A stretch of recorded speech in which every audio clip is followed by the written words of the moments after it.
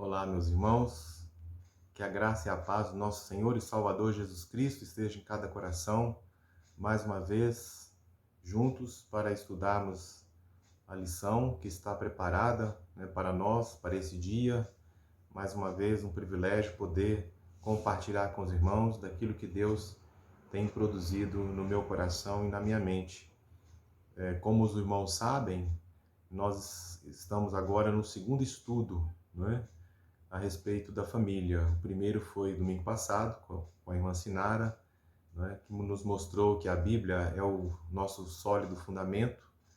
E agora nós vamos, nesta oportunidade, podemos pensar algumas coisas aqui com os irmãos a respeito da cosmovisão cristã, uma visão transformadora, que está baseada no texto de 1 Pedro, capítulo 3, versos de 13 a 22, e eu quero destacar aqui com os irmãos apenas o verso 15, que eu vou ler, que diz: Antes santificai a Cristo como Senhor em vosso coração, estando sempre preparados para responder todo aquele que vos pedir razão da esperança que há em vós. Esta lição, meus irmãos, ela nos fala a respeito da maneira como nós entendemos o mundo, né? Da maneira como nós enxergamos as coisas, a maneira como nós interpretamos também todas as coisas, né? Tanto as materiais quanto as espirituais. E nesse estudo, o pastor Scioli, ele nos mostra que todos nós temos uma cosmovisão, ou seja, uma visão de mundo. Todos nós temos, né? E a importância está no fato justamente de que a maneira como nós enxergamos o mundo e interpretamos o mundo, ela é fruto da nossa experiência com Deus, né? E também com a palavra, ou seja, a Bíblia. Então a Bíblia é a fonte inspiradora, a Bíblia também é a fonte de definição de conceitos que nós carregamos na nossa vida, no nosso viver diário, e na maneira como nós interpretamos, né, as relações não só de Deus para conosco, mas também nossa para com Deus, né, da maneira como nós devemos nos direcionar a Deus. Ele faz aqui na introdução, então, esta inferência, né, esta constatação de que constantemente nós somos colocados, né, numa posição em que nós temos que dar um posicionamento a respeito daquilo que nós cremos. Daí a carta de Pedro alertando, né, a igreja para dar uma resposta, né, àqueles que pedem a razão da nossa fé. Mas esta resposta, ela não é resultado daquilo que nós achamos, né, ou daquilo que nós pensamos, mas daquilo que o próprio Deus, né, realiza em nós e através de nós. E até mesmo a maneira como nós aprendemos com a Bíblia. A Bíblia é a fonte de toda resposta às perguntas. De maneiras, então, que ter uma cosmovisão cristã é muito importante nos dias de hoje, em que nós somos colocados constantemente, né, à prova, né? Ou seja, pede-se que nós tenhamos uma maneira de interpretar o mundo e que essa maneira seja uma maneira equilibrada, assim até mesmo como é a própria palavra de Deus, né? Viva e eficaz. Também no estudo, o autor, pastor Scioli, ele dá uma definição do que vem a ser cosmovisão. Ele diz que cosmovisão é um conjunto, né, de crenças e suposições que alguém irá usar para interpretar, formar opiniões sobre a vida humana, sobre o propósito da vida humana, né? Enfim, sobre o entendimento da verdade, né? Então, ele também coloca, né, que existem algumas lentes, né, que usamos e todos usam, né, para demonstrar a maneira como nós interpretamos o mundo. Ou seja, para interpretarmos o mundo é necessário algumas lentes, né? Ele chamou aqui de lentes. E elas são Deus, metafísica, epistemologia, ética, antropologia. Então, a cosmovisão cristã está relacionada a essas 5 lentes aqui, né, que ele coloca. Quem é Deus, né? Deus existe, né? Qual é a natureza de Deus? Então, quando nós respondemos essas indagações, isso demonstra a nossa cosmovisão, não é? Quando nós falamos também a respeito da metafísica, né, que é a explicação da origem das coisas. Então, quando eu falo, né, que tudo foi criado por Deus, isso demonstra a minha cosmovisão, ou seja, eu tenho uma maneira de interpretar que tudo foi feito pelas mãos de Deus e por intermédio da palavra de Deus. Não só a palavra Bíblia, mas a própria fala de Deus, né? Porque quando nós lemos lá em Gênesis, a descrição é que e Deus disse, haja, né? E houve. Então, a palavra de Deus. Aqui não como sinônimo de Bíblia, mas como sinônimo da própria fala do nosso Pai Criador. Também ele fala a respeito, né, das outras lentes, a epistemologia. O que vem a ser epistemologia é a origem das coisas. É possível saber a origem, né?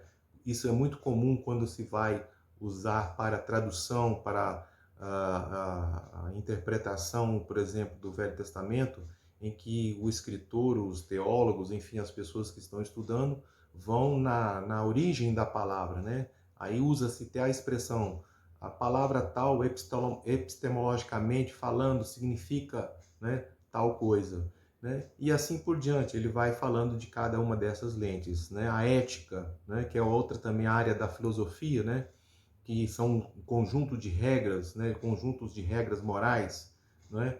Nós também somos constantemente colocados à prova com relação a isso, né?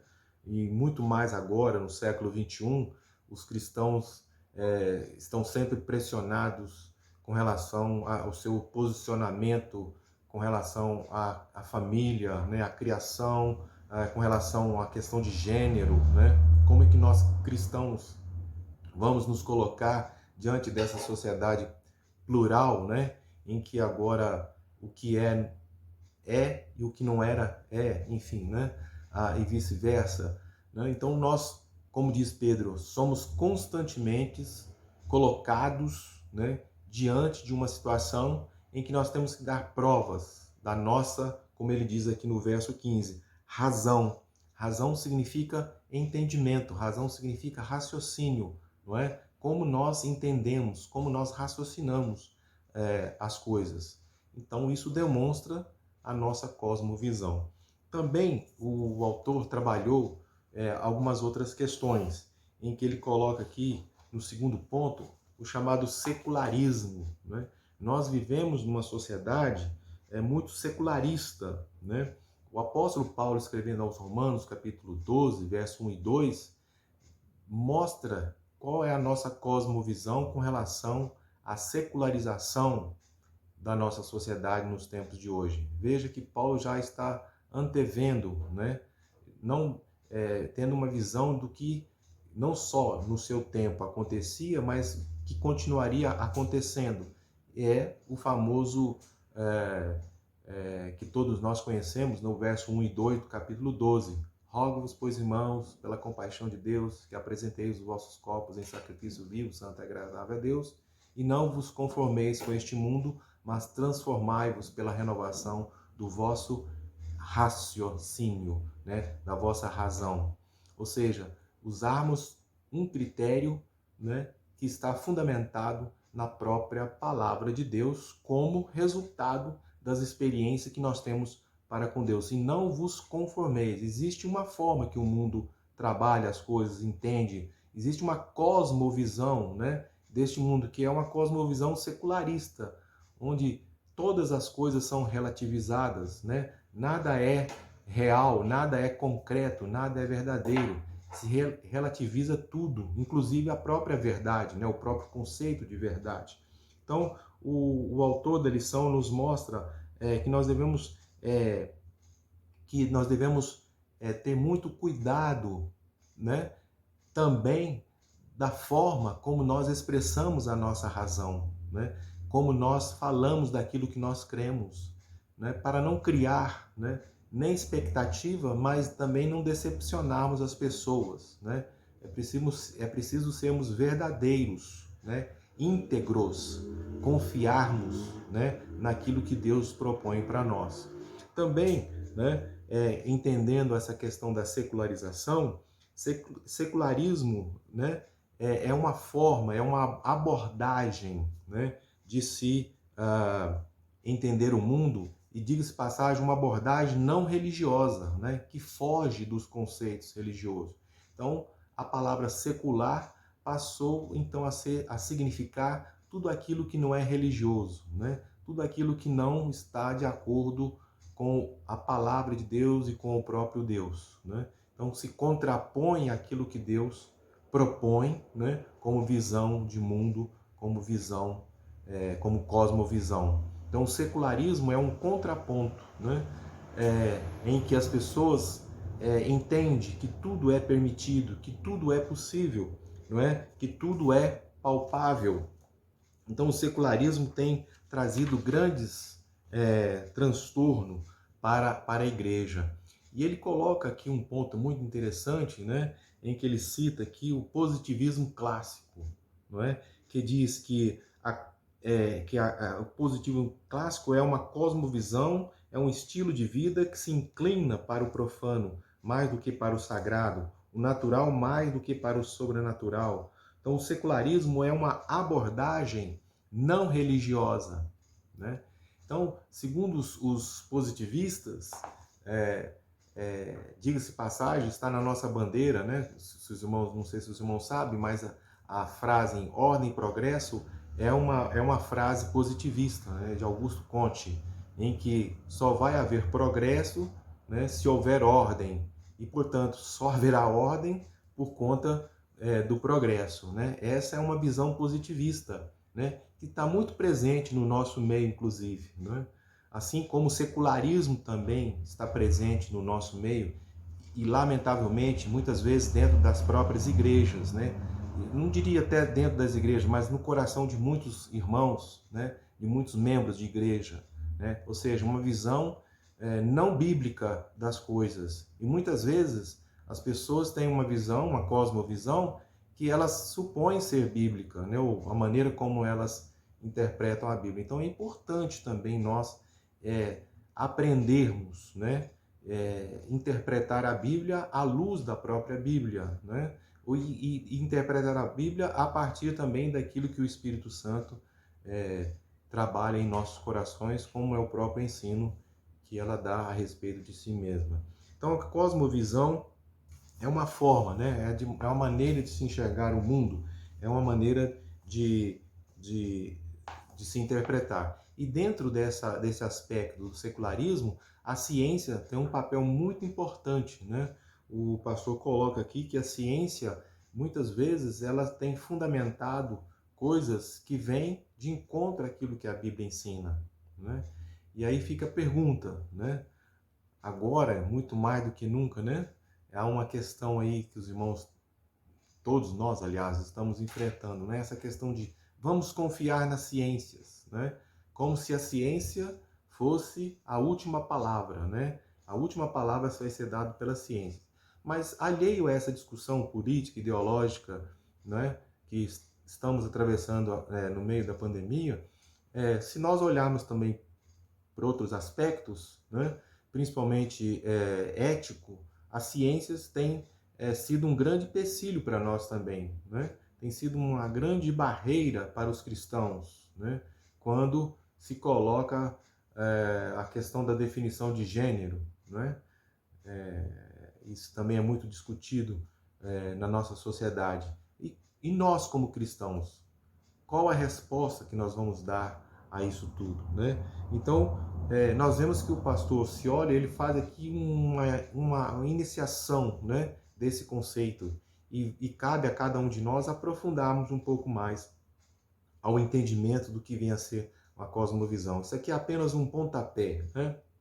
É preciso que nós busquemos cada vez mais a fundamentação, né, dos conceitos que nós temos E conceitos esses que são conceitos fundamentados na palavra de Deus. É preciso estudar a Bíblia, daí a razão por que estudamos a Bíblia constantemente. Então, ele faz aqui, né, como é que nós temos vivido diariamente, né, diante de todas essas coisas que colocamos aqui agora, né? Como é que nós damos uma resposta à nossa sociedade, da nossa fé, como diz Pedro.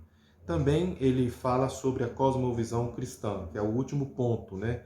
Ou seja, então já que existe uma cosmovisão, né, secularista, né, relativista, né, em que o profano se contrapõe ao sagrado, o natural se contrapõe ao sobrenatural, né? É preciso que nós tenhamos uma compreensão, então, da cosmovisão cristã, porque a cosmovisão cristã é uma ótica, né, com que nós cristãos entendemos todas as coisas. Por exemplo, a existência de Deus, né, também podemos compreender um Deus, ao mesmo tempo que é eterno, ele é pessoal, não é? Não quer dizer que cada um tem um Deus dentro de si, não, ou seja, a relação, né? A maneira como Deus se relaciona comigo não é a mesma que relaciona-se com o irmão. É diferente, porque cada pessoa é diferente e cada um de nós temos um temperamento. E também a transcendência, ao mesmo tempo que é um Deus que transcende, né? Ou seja, que não está dentro de nós, passa através de nós, ele é um Deus imanente, ou seja, um Deus que está dentro de nós. Que coisa maravilhosa, né, irmãos? Só Deus mesmo para ter essas características. E quando nós temos uma cosmovisão, né, cristã, nós começamos a entender Deus, como é Deus, como é que ele age, né? Ou por que Deus não age também, né?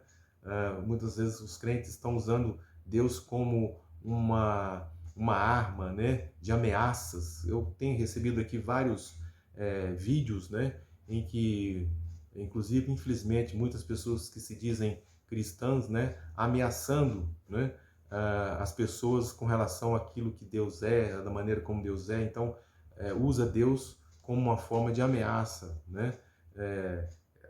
A vingança de Deus vai cair sobre vocês, né? Ou seja, usa Deus como uma arma, não é? E não como um meio de fazer com que as pessoas sejam resgatadas das trevas para a sua maravilhosa luz, né?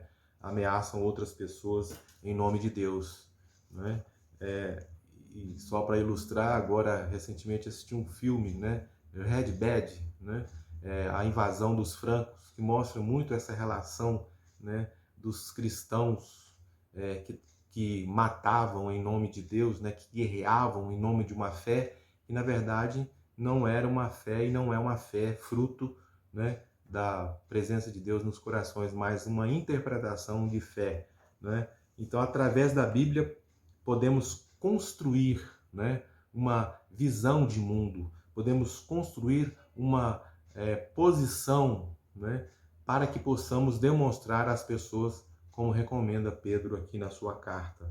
E também ele finaliza, né, com as chamadas considerações finais, em que ele mostra que a nossa nação será sempre, né, como uma nação que é vista por Deus, né, de uma maneira diferente, como está lá em João, capítulo 17, versos 14 a 19, que os irmãos conhecem, que é a oração sacerdotal, né, em que o próprio Jesus pede a Deus que naquele momento não os tirasse do mundo, né, mas que dessem aos seus discípulos, né, uma condição de segurança em meio à adversidade, em poder demonstrar a sua visão de mundo, ou seja, a sua cosmovisão de mundo, a sua maneira de enxergar, para servir como testemunho para as outras pessoas.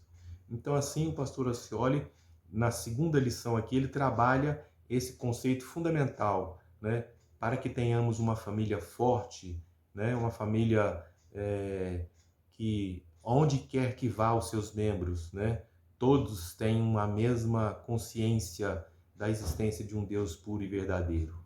Então, assim, meus irmãos, nós vamos avançando cada vez mais, e aqui, numa próxima oportunidade, vamos estudar cada vez mais tudo aquilo que nós cremos e acreditamos. Deus abençoe a todos.